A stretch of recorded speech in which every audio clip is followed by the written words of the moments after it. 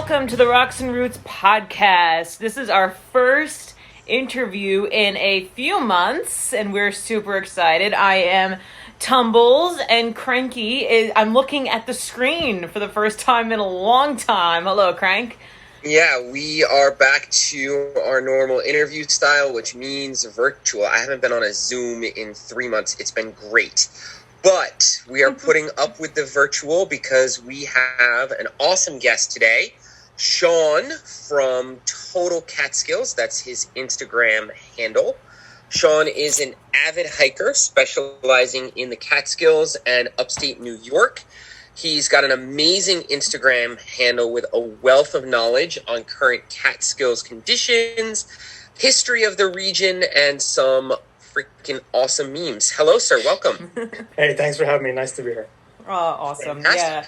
Your Instagram is so beautifully curated. You have a good mix of selfies and landscape and memes and info. Highly recommend Sean's Instagram. I'm trying to do more selfies. I'm a little shy on there, so I'm trying to get my face on there a little more. Yes, it's good to put a face with a name. Yeah, it is. Yeah. Yeah, if you look at our Instagram, because we don't like to reveal ourselves, if you see either of us, it's usually my back from really far away. Yeah. So, your Instagram is absolutely fantastic. I was just looking at it. You have a meme that you put up today, fall hikers emerging upon the death of summer. Right. Yes. With the snooty vampires. Yes, absolutely hilarious. It's funny the reaction I got because there's a lot of people who love the summer hikes, but I mean, I love them too, but I really like the fall and the winter. And it's like, it's pulled a lot of people out of the woodwork to go, yeah, me too. So it's a nice kind of community building feeling of like finding your people on there. It's a big part of Instagram that I really like, where you're meeting your people and you're finding what kinds of hikes that you like and what kinds of seasons you like to hike in and who those people are. And it's a great way to meet people. It's been fantastic. Yeah, I agree. I mean, over the past couple of seasons, we have both found out that we like winter hiking a lot more than summer hiking.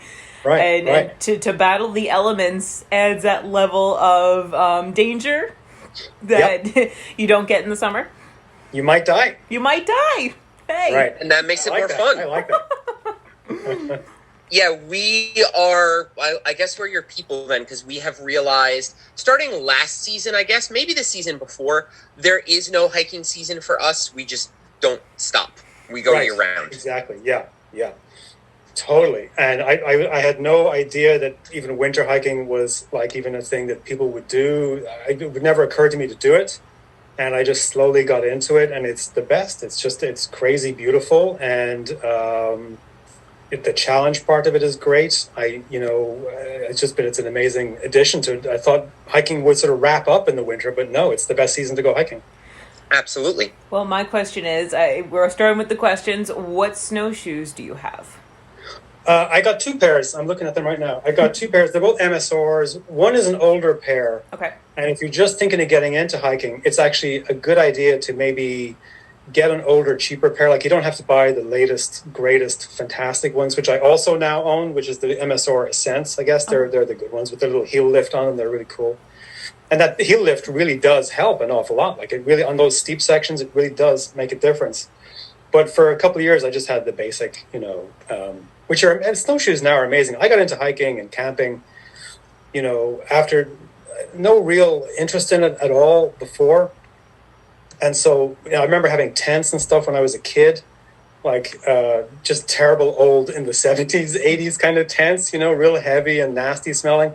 And so now to get into hiking and camping now with all the gear we have, this is a great time to get into it because the gear is it's like science fiction futuristic, and it's like super light and it doesn't break and it doesn't stink. And it's just like like putting up a tent in modern times as opposed to the 70s. It's just a whole different. You can put up a tent now in like 3 minutes. It's crazy.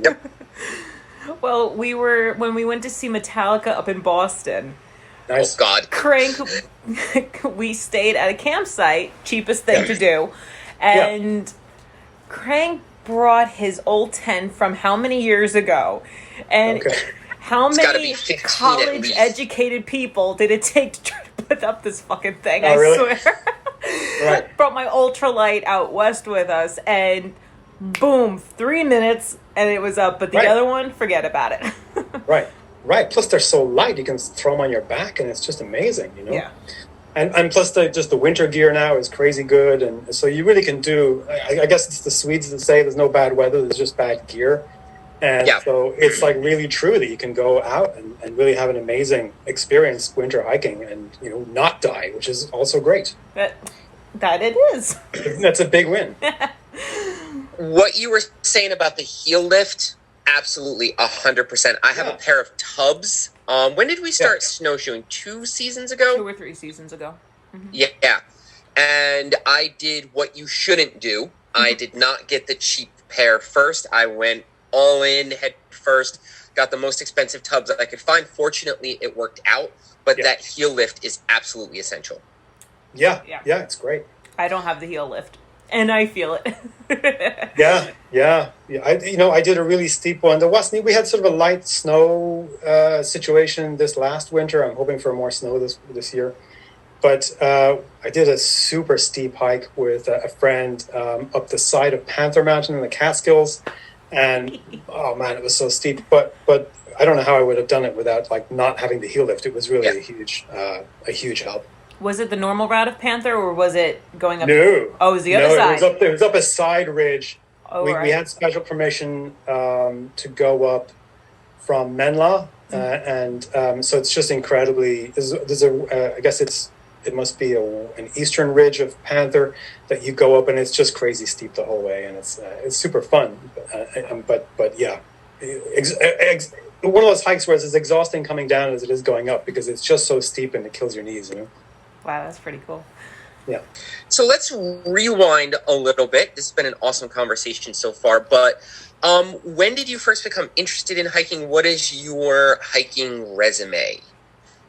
That's a fancy word to throw what I do, but I remember having happy memories, I guess, of hiking because I grew up in Ireland. I'm Irish, so I grew up in Ireland until about, I was born in 1970. I grew up there. I stayed there until I was 1996. So first 25, 26 years, I was like an Irish boy.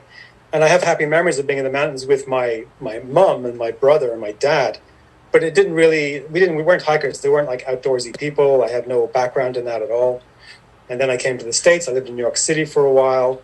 And then I moved up to the Catskills, but had no idea where I was living. So I was living in the Catskills for like, I don't know, 10, 15 years before, maybe longer, before I went, I should go check these mountains out. And I was just bored one summer. I just was like, I need to get out of the house. I can't be in the house because I'm a real stay-at-home person. Unless I'm hiking, I'm like, I do nothing all week. Like on I think I put up a chart recently. It was like your steps during the week. And my steps during the week are like nothing all week long. And then on Saturday, it's like 30,000 steps on Saturday. It's bananas, you know. So I'm like that. So I just Googled like where to hike in the Catskills and found this link to the Devil's Path. And I was like, well, that sounds lovely. And so, you know, I just went on that with dragged my daughter. We made all the rookie mistakes. We had no clue.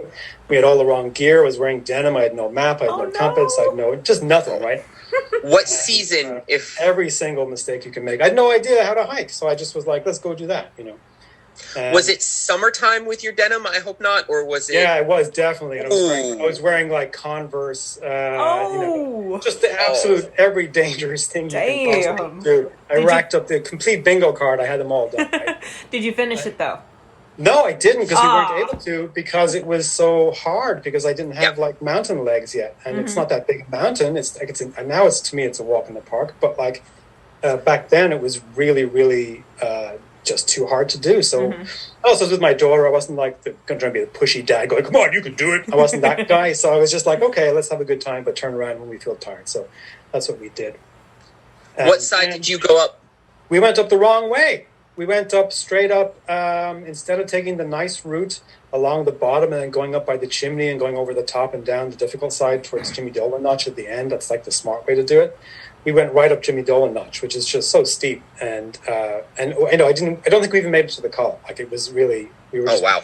Yeah, and so because I've been a couch potato for so long, and I just didn't have any, you know, even though I'd been a runner before, I just didn't have mountain legs, and so then a couple of weeks later, I decided I got to beat this mountain. I got to go back. So then I started researching, what you should have on a hike and how to do it properly, and bring a map, you idiot, and stuff. All this kind of stuff, right? So I started to get into it then very slowly, but it really wasn't until 2019 where I was like, oh, there's this list you can do, the Catskill 3500 list, and I discovered that, which seems very intimidating in the beginning. Because you're like, how can I ever hike all those mountains?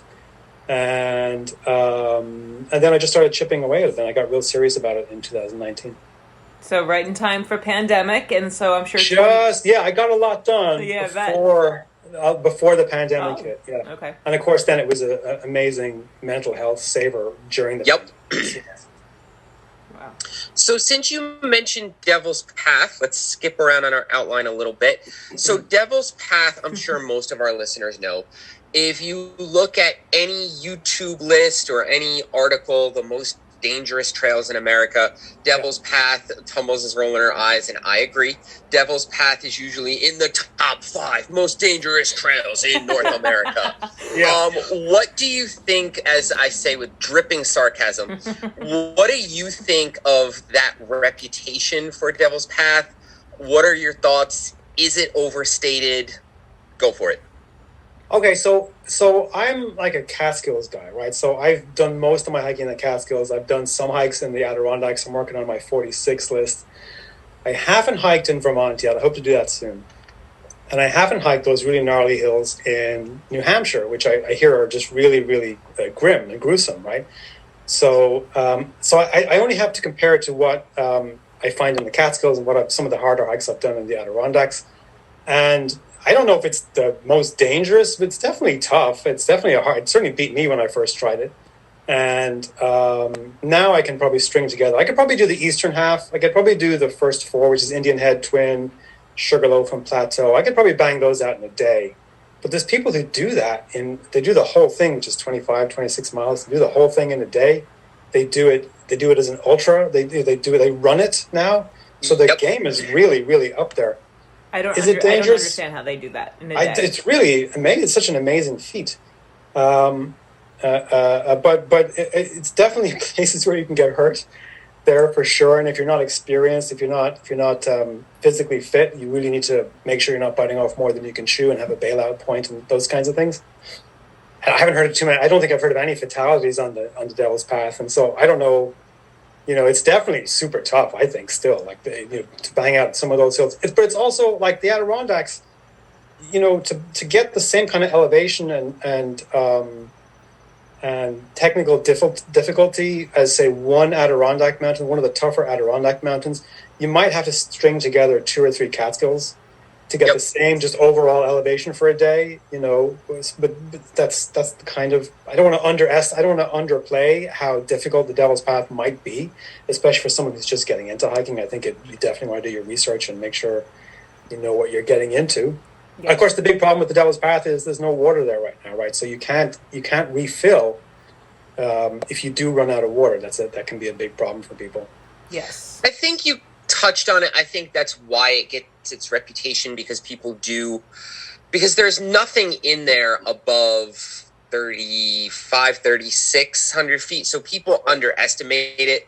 And then you're in this very technical trail that's 25 miles long. So I think that's probably why.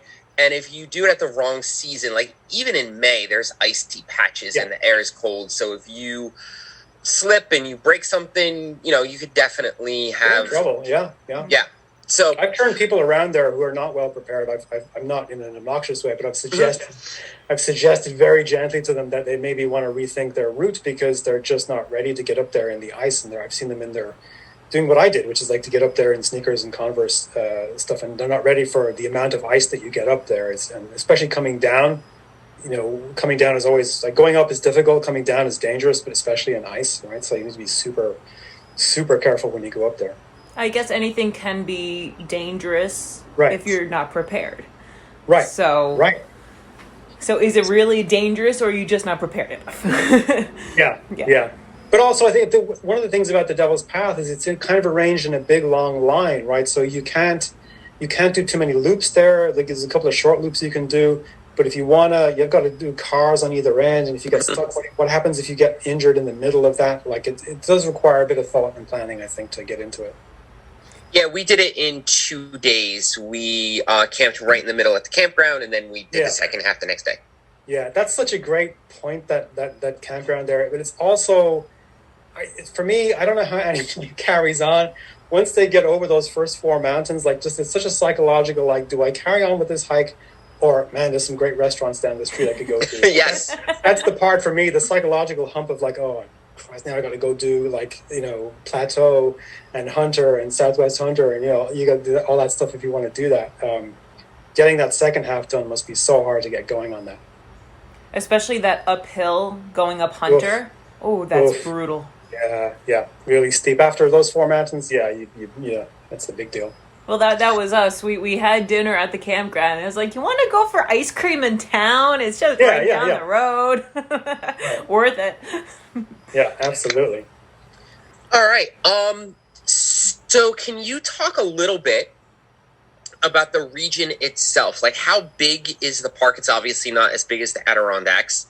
And a little bit about the history of the Adirondacks region, Catskills region. Right. We had another Catskills guest, and I made the mistake of saying it was kind of second tier to the Adirondacks, and that was not the best way to start an interview. I just did it again. Right. Off the top of my head, I can't remember how big it is. It looks like it's about a quarter or a fifth the size of the Adirondacks, right? So it's not a huge area. And it's different in a couple of ways. One is that you can't really, get lost in the Catskills. If you get lost in the Catskills, say it happens, you can just walk downhill and you're going to run into a house or a home or a road or a stream. You're going to hit something very, very, within a matter of an hour or two, you're going to probably hit something that you can get your way back to civilization. Whereas in the Adirondacks, you could just get lost in there and just not be found. So it's a huge, huge, vast area of the Adirondacks.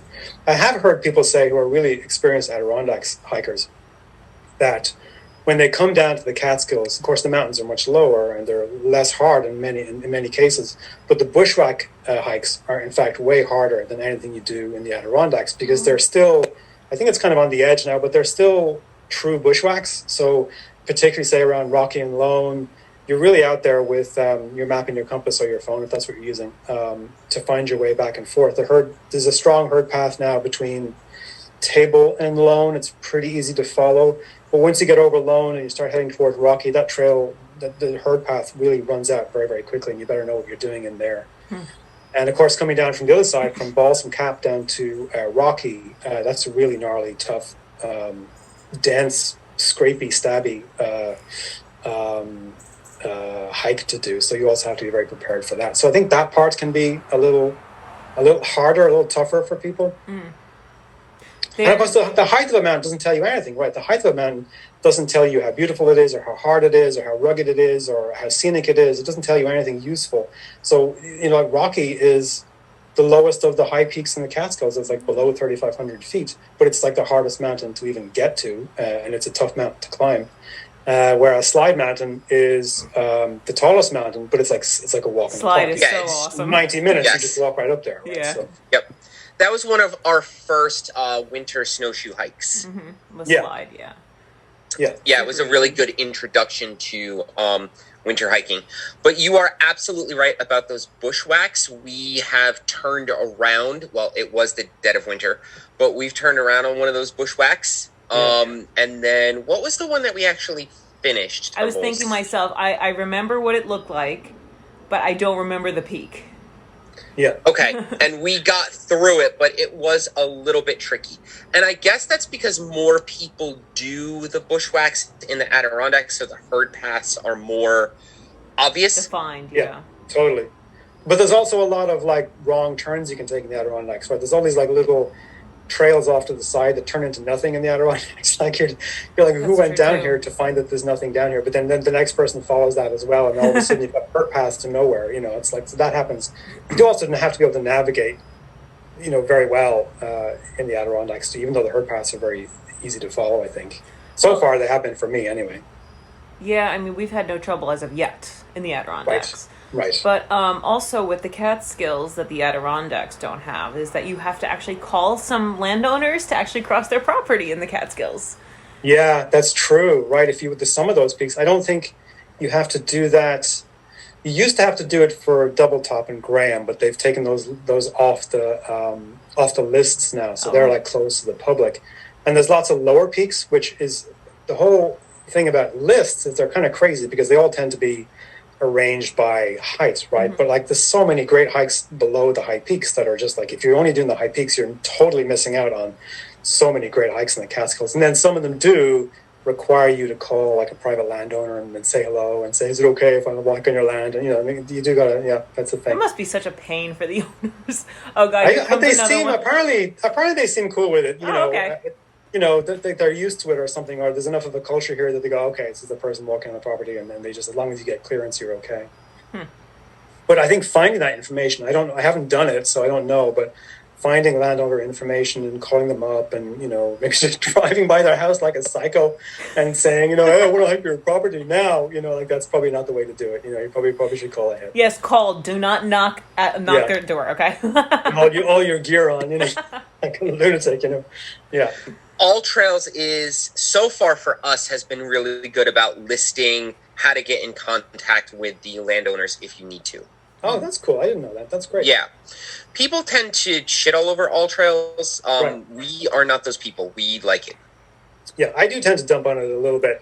But I also use it, and I pay them the pro amount, whatever it is, and I do find it useful, and it's a fairly non-toxic way to get up-to-date trail information. But of course, you have to be careful because you have to. I think it's the problem with All Trails is that people who aren't experienced hikers read it, and it kind of gamifies the experience a little bit, and then you end up going on a trail that somebody says this one's easy, and you get there and it's a nightmare. It's not easy at all, but it's easy for that person who's an experienced hiker and says this trail is easy, but for somebody new it may not be easy at all. And that's one of the crowdsourcing. That's one of the problems with crowdsourcing information is that you're really reading anybody's input, and you have to filter like, is this really appropriate to what I need?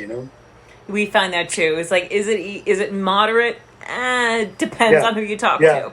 Moderate's got to be the hard one because like what's moderate for you and me, it might be different from somebody else, right? Exactly. In on my own website, I categorize them by 4 different levels. I don't just do moderate, strenuous, and easy. I also have like the super hard ones because even within the hard ones, there's ones that are just really hard, and I think that's a distinction that needs to be made sometimes. So, what peaks would you put in that category?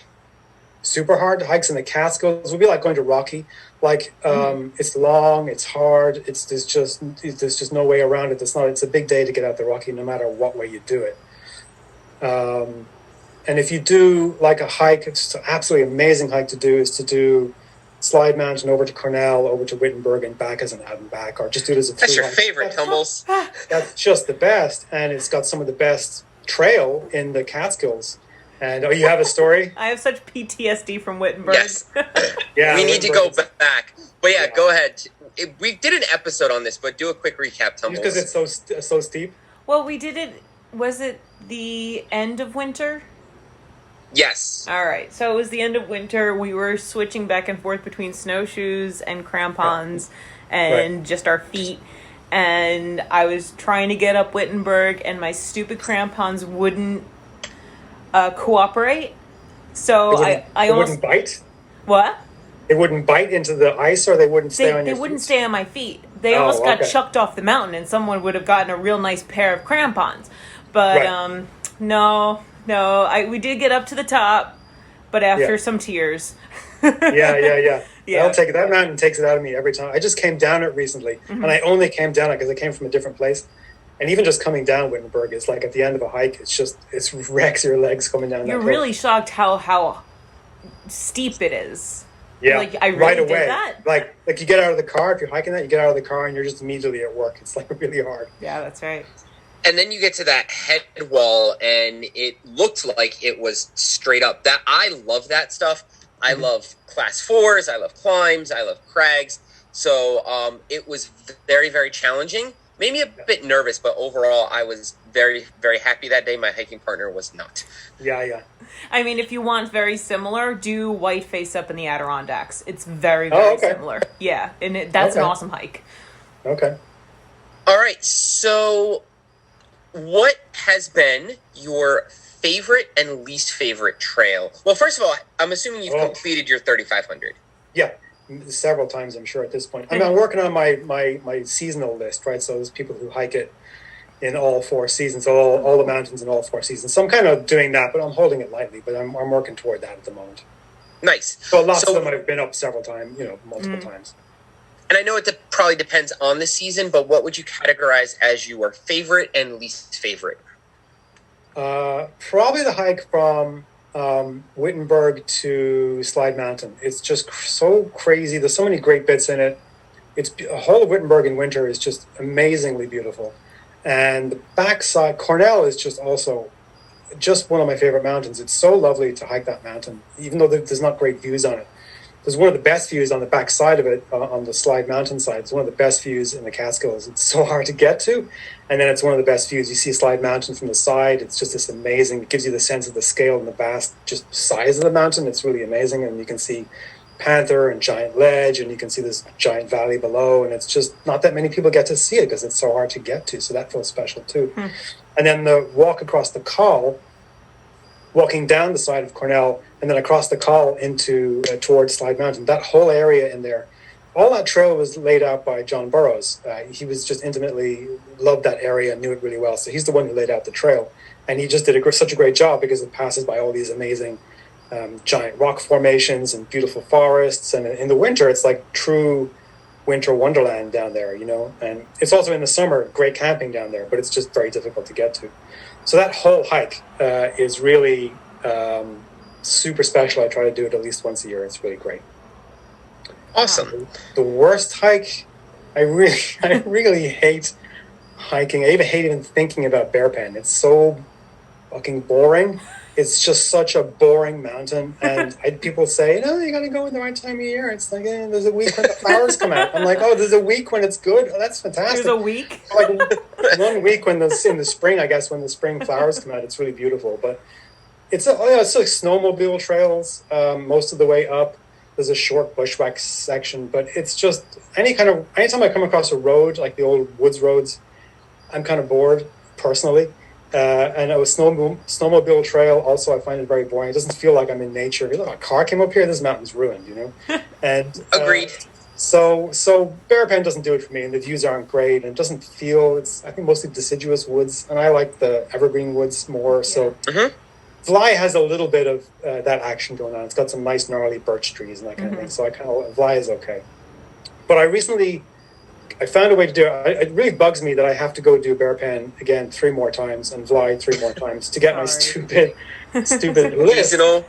Yeah, I got to get that patch, man. So I got to hike these damn mountains more times. But I recently found a way to do it, which is I recently started running on the mountains. I got myself a little running vest, and I'm one of those lunatics that is running up in the mountains now. That's awesome. And it's so great because, it's just I'll be able to bang out those mountains really quickly and not spend too much time on Bear Pen. I don't know why anybody does. If you live near Bear Pen, maybe, and it's your exercise, that's great.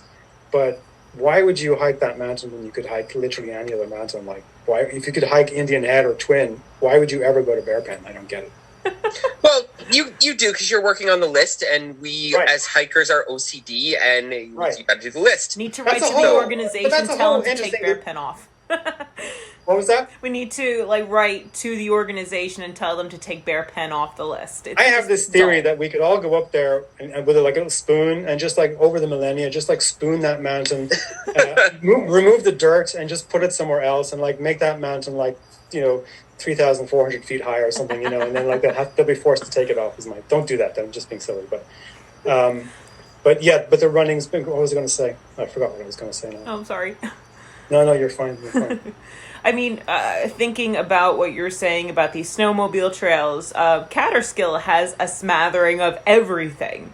Right, so that's true. If you want the snowmobile, if you want the vertical climbs, if you want everything in between, do that one. Right. Yeah, that's true. There's some great hikes over there I have to do. I've done it from a couple of different angles, but I haven't been up the really tricky, I guess it must be the south face where Hurricane Ledge is, like to go up that way. I haven't done it from that side, so that's a fun one to do. Let's get some nice climby bits on it. Which one did we do, Crank? I lost track. I got a text. I apologize. Most professional podcasts ever. I literally got another text, Fine, and I we see the completely text. lost track of It's what the hell we're talking more important than us. No, Catskill. That was the winter one. Yeah, we haven't done that one in a while. We did the falls. Not the and falls. we went up to the hotel. Not the hotel. Catskill Peak. Okay. This must have been in December because it was icy already. Yeah. And, Yes. We're basically blowing up vertical ice. Did you go up from Platte Clove and go up around the long way around the back and then up the north side? Must have been it. Yeah, that's how most people do it. That's how I've done it a couple of times. Yeah, you're immediately on snowmobile trails Yeah. for about a mile, and then Yes. Okay. Now I know what you're talking about. Yes. And it's very muddy. There's a ton of mud up there. very muddy. Yes. Right. Okay. So there are Yes. a couple of ways to do this. This is good to know. Yeah, and then you can also come over from the Round Top side, which apparently is really cool. There's a couple of trailheads on the western side, and you can come over that way, and that's a whole other nice bushwhack to do. Apparently, full of bears. There's loads of bears up there. Apparently, We're going again. Crank is going again. yeah, I love seeing the bears. We've been hiking together for almost 5 years, and I have wanted to see a bear, and it has not happened yet. I'm sure it'll happen at some point over the next. I've only seen it once, and I think it was last year. It took me 3 or 4 years to see my first bear, and of course, I just saw him for like 5 or 6 seconds. It was so great. It was like an amazing experience to see a bear. It's great. From a distance, I'm assuming, and he was probably heading in the other direction. Yeah, I know this classic. I had a classic bear interaction, I think, because I heard him in the bush, and I figured it was a bear because it didn't sound like a deer, but it was making a lot of like noise, right? Like deer, you can kind of hear the hooves going, and I couldn't hear anything except just trees being knocked aside. I'm like, oh shit, that's a bear. So I just cooled my my pace a little bit, and then he just popped onto the trail ahead of me.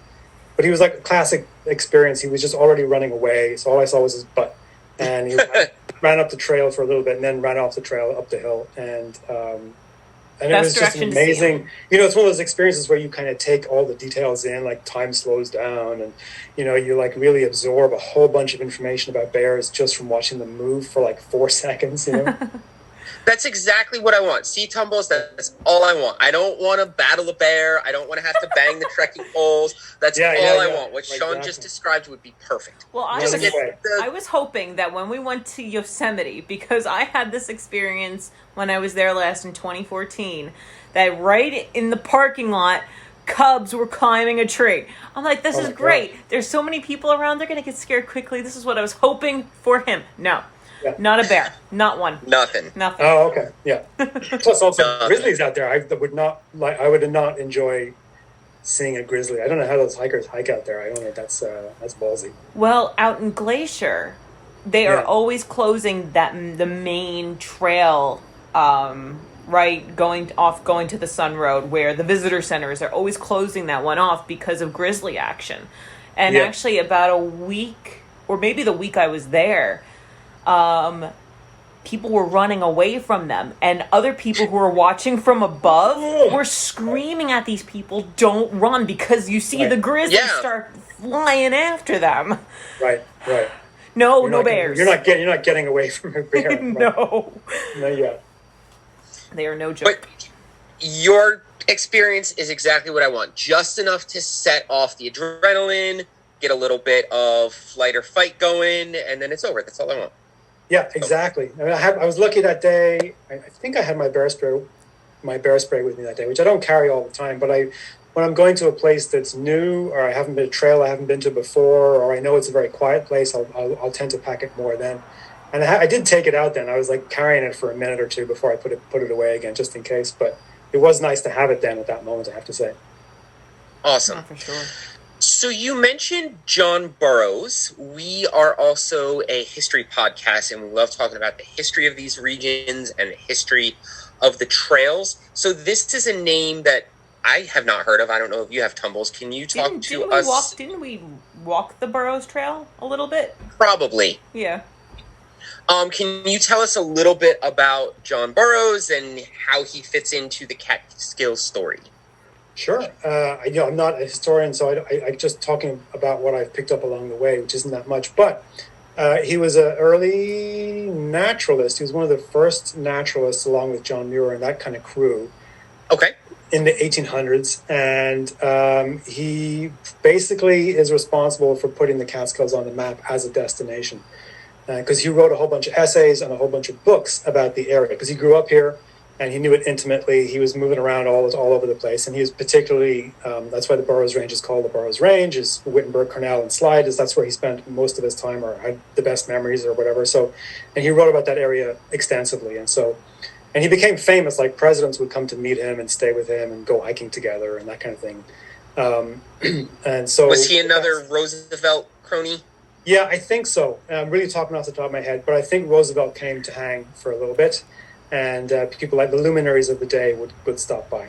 So Burroughs was really, hugely important to the area. And then there were people like Thomas Cole, who was a painter.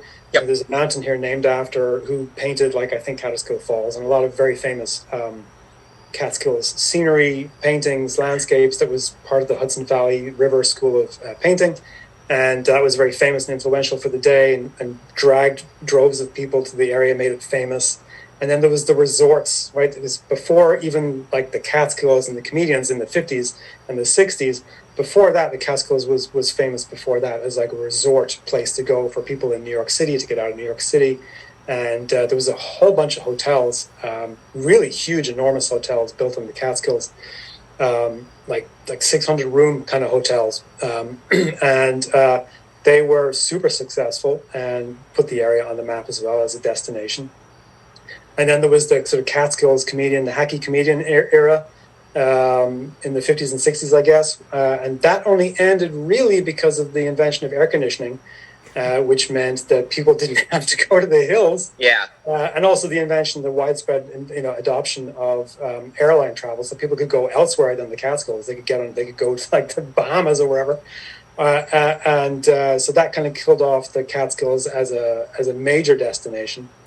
And then it's kind of been very quiet for a long time, until COVID times came along, and really, I think, jacked up. Hiking has been coming up as a thing to do for many, many years. It's been growing every year for the last 10 or 20 years, really seriously. And there's all kinds of articles in like Adirondack magazines and Catskill magazines and newspapers going back 10, 20, 30 years of people complaining there's too many people on the mountains. That kind of whiny tone that they take really has been going back a long time.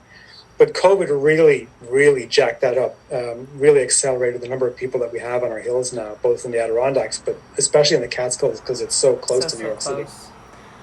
Yeah, I think that, thinking about it, the only hotel that is still around from the era is Mohonk Mountain House. Right. But I just put this list together of places to stay in the Catskills, and there's Airbnb is huge now. And there's so many places tucked away in the Catskills, like really cool, great places to go stay. There's small places, big places, like multifamily kind of situations you get into. And there are just so many amazing homes in the Catskills that are just sitting empty that now the Airbnb people are doing that for the area now too. Yeah, it's a great idea. And I don't know how problematic that is, because I know there's people who complain about it, but it's also bringing money in restaurant goers and hikers, and there's the tourism part of it that's also really important, and it's a interesting part of the infrastructure for all of that. Do you follow James Appleton, or does he follow you? So 46 of 46. Does that another podcast? Yeah. Yes. I think I know about it, but I can't remember if I follow it or not.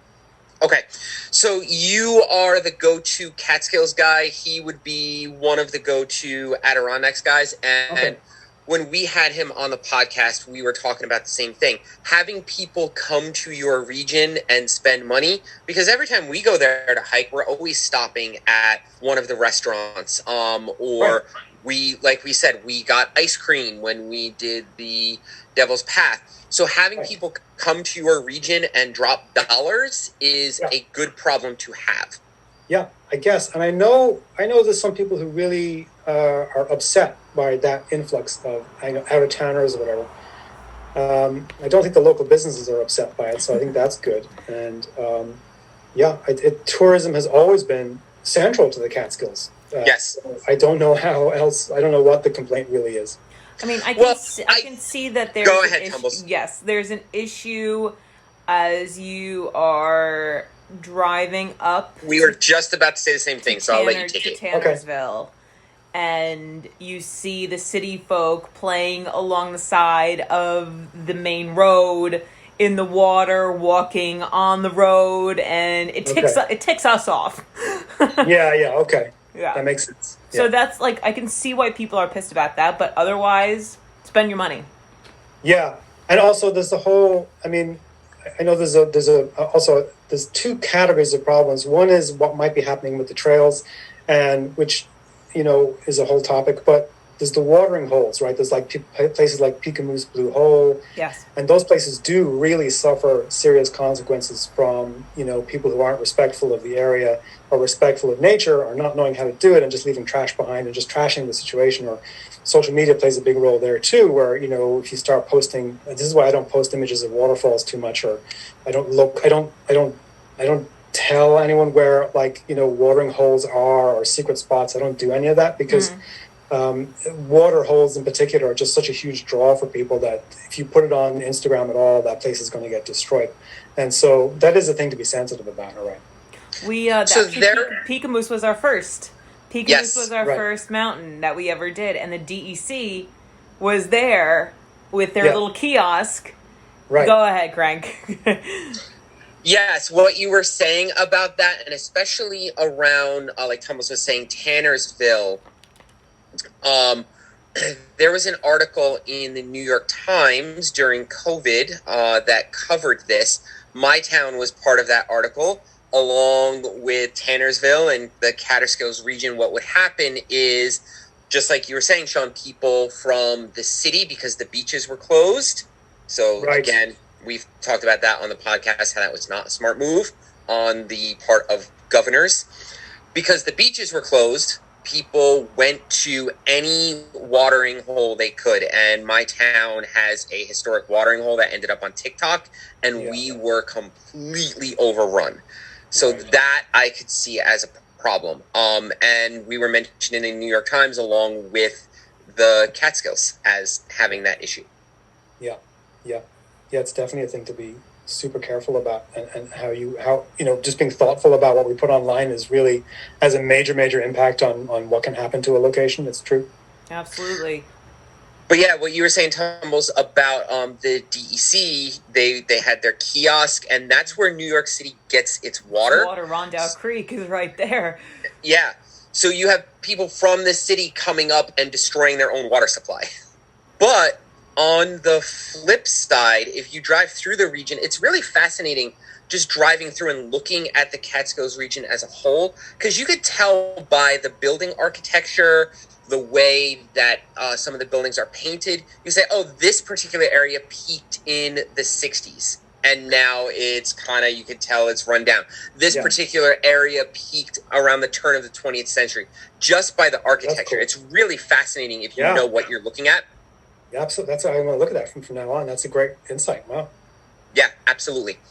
And then there are areas that we were just talking about overcrowding, but there are areas, despite all the hikers coming in and all the money coming in, that are very run down, very tired. What are your thoughts on that? Is there a way to divert resources to those areas? Any comments on that aspect of the region? No, I don't think I should. It's one of those things where I don't know too much about it, so I probably shouldn't say anything about it. I don't have too much insight into that. Okay. I know there's places like Durham and East Durham that are just historically maybe not doing as well as other areas. Mm-hmm. And what to do about those kind of situations, I don't know.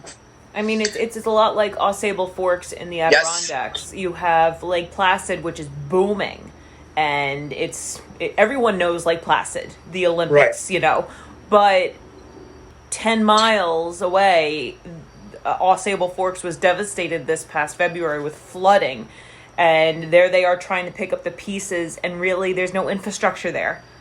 Wow. Right. Yeah, so I'm sure in these type of when they were became state parks and you had people already living in the area, you have this everywhere, where you have the very popular Tannersville, Hunter area, and then you have some place like you were saying, Durham, which needs the help. Right. Just driving through it, you can just see it's there's probably some great restaurants and places up there to stop in that we just don't know about. Even I don't know about. I've only been up to the northern Catskills because the lists drive so much of the traffic and the behavior and the locations that it's a bit of a problem that the lists are so prevalent on our minds as a thing to complete when there's all these other wonderful places to go that are just really lovely hiking to do, but not in areas maybe that are as well served. For sure. What's the town that we always go to, the Russian Brewery? I forget. It's near Panther. It's near the Panther trailhead, and I don't remember it's about 5 miles down the road. I keep forgetting the name, but it's the most awesome Russian brewery. Okay. I'll put it in the show notes. Just such good stuff, and they opened in February 2020. Was it February or December 2019? Right. It was literally right before pandemic, but thank goodness they survived, and we can drink more amazing beer. Yeah. That's the thing I'm definitely enjoying is like the Westfield Brewery and places like that. There's a whole section of the Western Catskills that I don't know very well at all that I'm hoping to do more. I'm going to do some camping out there at the end of the summer and spend some time out there because there's places like Livingston Manor and Roscoe that are just amazing towns. I know they're full of great restaurants and places to go eat, and which is a huge part of hiking. Is it's like having a good nosh after the hike is just a huge deal. So and I know there's great hikes out there because I've been out there hiking a little bit, but that's a whole area I need to explore way more. So you mentioned camping, which is a perfect segue for one of our last questions.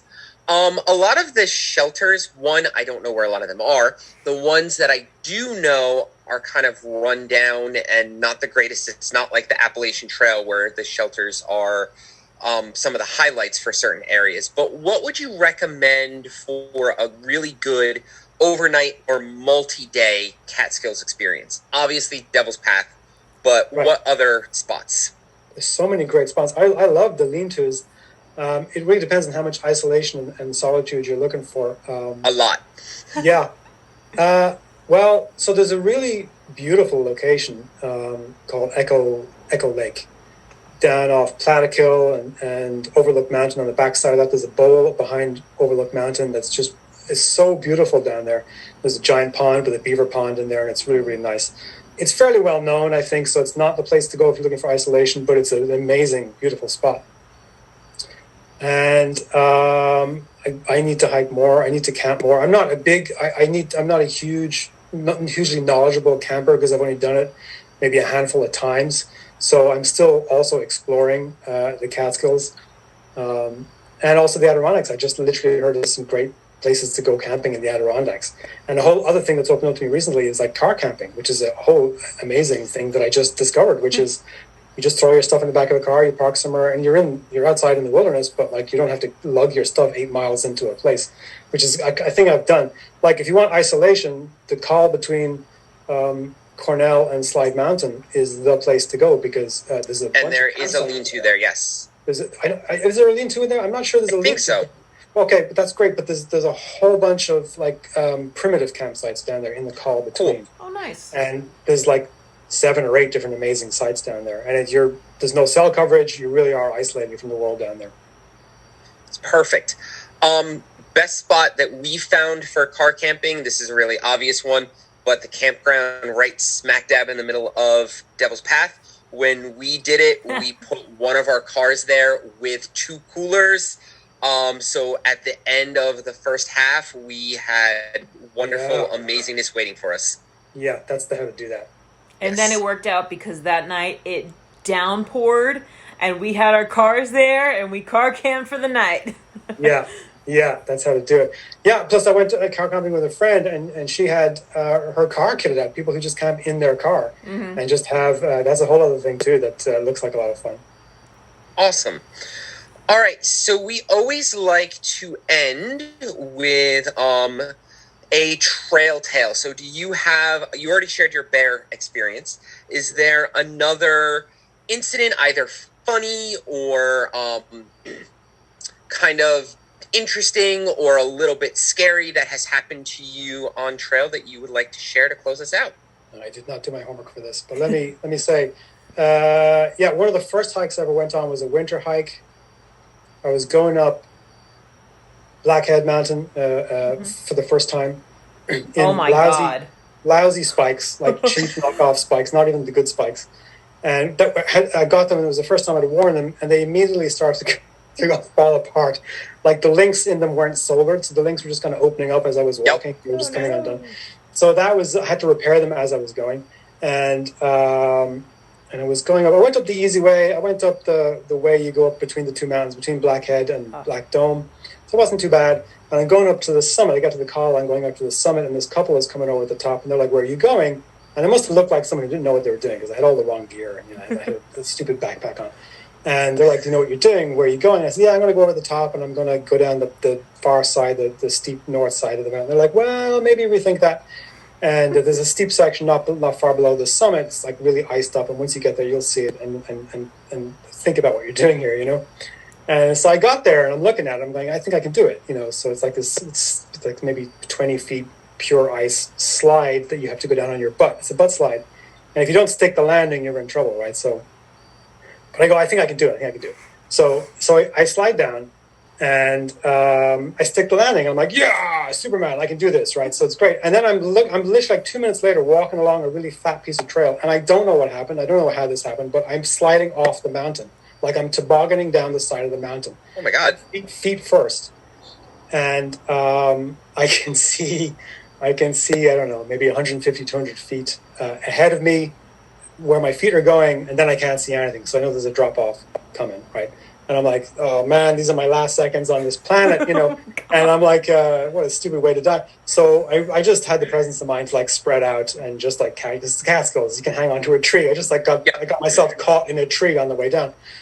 And then I very, the slowest slow motion I've ever done in my life, I turned around and made my way back up to the trail. So that was definitely an eye-opening experience. And then I made it down off the mountain totally fine. And then there's a couple of footbridges down there on the way down, on the way out near the trailhead. I think I got very close to the trailhead, and both my legs went into like severe cramp, like, you know, the back of your legs, like the tendons and the legs, like really just like cinched up really, really tight. And I was like, well, that's great. I survived death on the mountain. I'm going to die like 100 feet from my car. You know, that was, so that was like, but I got my shit together, and I made it to the car, and I was fine. But that was because I wasn't really strong and fit yet. So my legs were just completely toast after doing a mountain that I really shouldn't have done. Oh, that's scary. When you mentioned Blackhead in the winter, Blackhead. We did Blackhead in the summer. Right. And we went up the North Face. Yeah. And going up, and I forgot my shoes that day, and I was wearing my Teva sandals. You can go up with Tevas, guys. Anyway, just the sheer rock face to go up. Yeah. I said, I wouldn't want to come down this. And Blackhead is one of the peaks that you have to do twice, because that's a winter peak too. Yes, you have to do it. But maybe if you're new to this, maybe leave it more. Don't have it be your third or fourth hike, you know. Exactly. Actually, I just did it. I've done it a couple of times since, and I went up that way several times up the north side, and I thought I was imagining how steep it is up there. Like I thought I was like exaggerating in my own mind my grand adventure, and I got up to the part where I fell, and I was like, oh shit, that really is incredibly. It's just like it's not even 45 degrees. It must be 60 degrees up there. Like it's really, really. Oh my gosh. Up there. And that's the part where I went down. But on the other hand, I just trail ran that. That was my first trail run. I just trail ran up that mountain, which is, I mean, it's not like I ran all the way up, but like just the change that hiking has made in me and affected in my body is just crazy. When I'm like running, that's the mountain I ran up, and that's like one of the first mountains I hiked, and now I'm running these things. So that's a huge, congratulations. Not a thing I ever would have expected to say out loud, but like that's where I'm at right now. Fantastic. Good for you. That's great. Thank you. So how many years total have you been on this journey with the Catskills? Since 2019, seriously. Since So 2018, but since I really got into it 2019. So it's like 3-4 years now at this point. Amazing. And That's impressive. That's what- very impressive. what are your goals for the winter or the new year? Do you have I any? got to finish my winter list.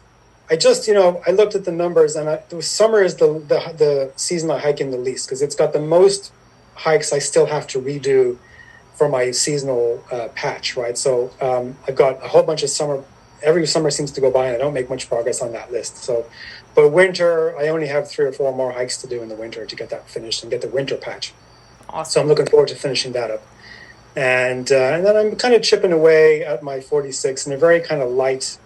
I don't like to follow the list too intensely because then I feel like a spreadsheet is controlling my behavior, which is like I'm filling in these little boxes and I don't really want to go on that hike. I've been on hikes where I go, I don't want to be on this hike. Like I was on Hunter Mountain, which is a great mountain. It's a lovely mountain. But I was like, I'm only doing this to fill in some box in a spreadsheet. And I really could have gone to the Adirondacks today. And I probably should, on that particular day, that's really what I should have done. And that was kind of an insight that I had that day was like, oh, lists can be great. They're a great introduction to hiking. It's a great handrail to follow for a little while. But they can also get in the way of just having a great time sometimes. I think that's where we are because we were really intense in doing the 35s. And we were so close. And then I got COVID. And we weren't able, like literally, we would have finished on the last possible day. But I got COVID. We couldn't do it. We haven't been back. We've been off doing other things. Yeah. I mean, it'll get done eventually. Yeah, right. I think that's healthy, and just like pick a hike that it's going to make you feel good to do that hike in some way, whether it's like the challenge part of it or the scenic part of it or you're hanging with friends part of it, like whatever makes you feel good on that day is really what you want to be doing, I think. Agreed. Very good advice. And I think that's a perfect spot to end. So, Sean, would you like to give, we already gave it, but would you like to give your Instagram, your website, and any other place where people can find you? I think Instagram is a good place. My Instagram is Total Catskills, which is nice and easy to remember. And my website, where I do all my trail guides and a lot of hiking advice, is mountainhiking.com. It's like mountain-hiking.com. So people can find all my good stuff there. Very easy, all very easy to remember, and we will put those in the show notes for everyone to check out. Sean, if you wouldn't mind just staying on after we close out. You bet. Thank you so much. Thank you both so much. It was super fun. It was so great. So great. Yeah, thank you. All right, guys. As usual, follow us on all the social medias because we can't get enough. And they're all under our names, rocks_and_roots_pod on the gram. Same thing for the TikTok. Same thing for the YouTube. And the Patreon. And we're not on Facebook, but type us in anyway. I don't care. We want to hear from you. Anyway, that's the episode. Ciao.